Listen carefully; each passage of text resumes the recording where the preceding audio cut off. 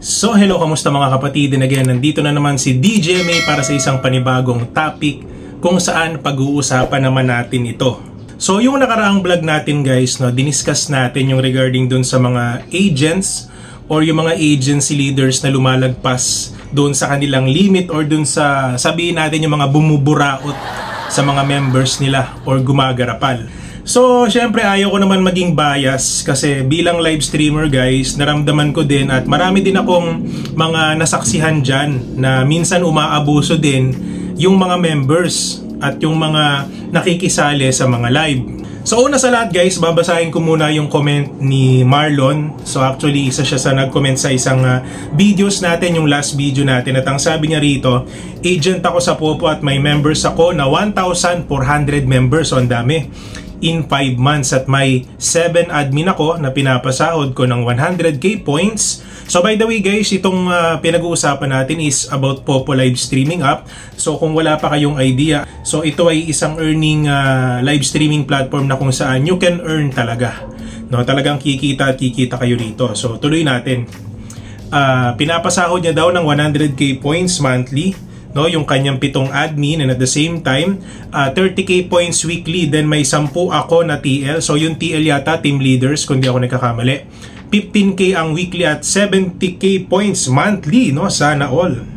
Then may mga pa-events ako every week sa bawat team at free ako sa mga link para makita sila. So talagang maganda yung yung pamamalakad niya. So ganito yung klase ng agent na talagang masarap salihan, So sabi niya pa rito, ang rules ko sa agency, 30 days lang rejected.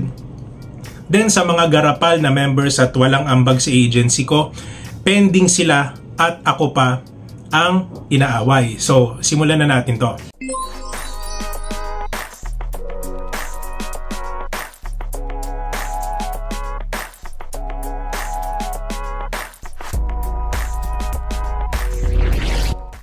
So yung ibig sabihin kasi dito ni Marlon guys na sa agency, pag sinabing ambag, syempre ito yung parang alam mo yun, nakiki-cooperate ka and at the same time, hindi lang naman in a form of gift yung tinatawag na ambag kasi kung may talent ka naman like singing, dancing, so pwede mo yun i-showcase.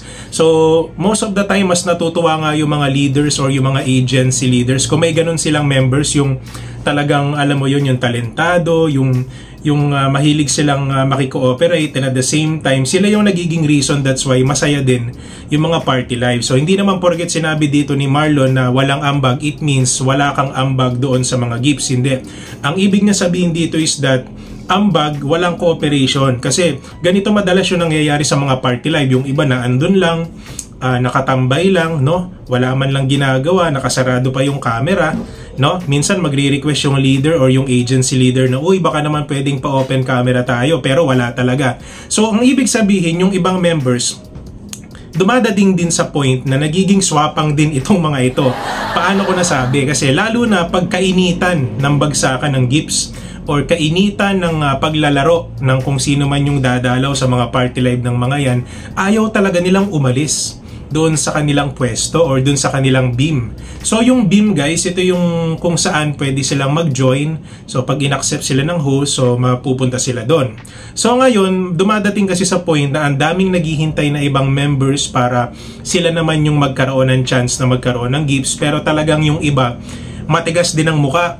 Alam na nila na nakarami sila, hindi pa rin naalis doon. Talagang nag-i-stay pa rin. So, 'di ba? Hindi lang natin dito i-explain yung regarding sa kalakaran sa Popo, but syempre yung mga napapansin natin katulad dito sa comment ni Marlon, which is ang ganda ng kalakaran niya sa agency niya. And ayan, siguro hanapin nyo na lang siya sa Popo live streaming app kung tumatanggap pa siya ng members, pero yung binasa ko, yun yung comment niya sa video natin. So ayun nga guys, hindi maiwasan talaga na sa isang agency may mga members din talaga na swapang, hindi lang mga agents. Kasi ito ang isa pa sa mga masasabi ko sa mga members, kung sa tingin nyo guys na nakarami na kayo at sabihin natin mapagbigay naman yung puso nyo, diba? So why not magparaya muna kayo, umalis kayo sa party live, tapos bigyan nyo ng position yung mga naghihintay. Kasi sa agency madami yan Hindi lang naman kayo 5, 10, 20, Diba? Kaya nga sinabing agency, it means madaming mga members yan. At yung mga agency na yan, hindi po yan nasusustain kung hindi ma-maintain ng agency yung requirements ni Popo para hindi ma-dissolve yung agency. So it means hanggat kayang masuportahan lahat, yun talaga dapat ang gawin. No? So paalala ko lang guys, uulitin ko sa mga members, no? Kung maganda yung kalakaran ng agency nyo, kayo na yung mag-adjust, diba? So hindi nyo naman kailangan maging swapang, no? So try nyo din maging mapagbigay dun sa mga kasama nyo. For example, ako, nandun na ako sa BIM, nandun na ako sa Party Live, tapos nakadami na ako. Ang daming nagbigay sa akin ng gifts, kahit papano, almost malapit na akong kumota. So ako na yung magsasabi sa leader ko na, leader, baka pwedeng, ito naman si ganito, ang ilagay mo sa pwesto ko. Kasi ito, bago lang to. Diba? So hindi pa niya na-experience maka-cash out, hindi pa niya na-experience makatanggap ng gift. So ito baka pwedeng iakyat mo si ganito. Halimbawa ito si Kevin, si Ana, kung sino man yan. Diba? Kasi mas maganda yung ganun guys, nagbibigayan kayo. Hindi yung nag-uunahan kayo. Ang masama dito, wala ka ng ambag. No? Hindi ko sinasabing ambag na yung sa gifts, sa pera. Hindi lang naman yun yung form ng ambag na maibibigay nyo. Diba? Yung talent nyo, yung skills nyo, kung marunong kayong kumanta. Kasi minsan yun yung kailangan para mabuhay yung Party Live. At kung may matuwa sa inyo, malay nyo magkaroon pa kayo ng gifters from another country.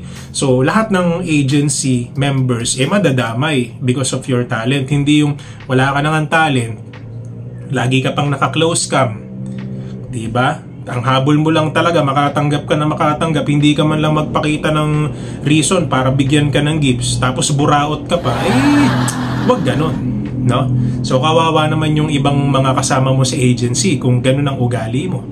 So ayun lang guys, no, itong vlog na ito, ang purpose nito is ipaalalahanan din yung mga members na not all the time agent ang may kasalanan or agency ang garapal, no? Kasi yung last vlog natin, diniscuss natin yung regarding sa mga agency leaders, right? Pero ngayon, yung mga members naman, pinapaalalahanan natin na wag po tayo masyadong swapang sa gifts, no? Kung kaya natin mag-take turns, bigyan natin ng chance yung iba, mas maganda.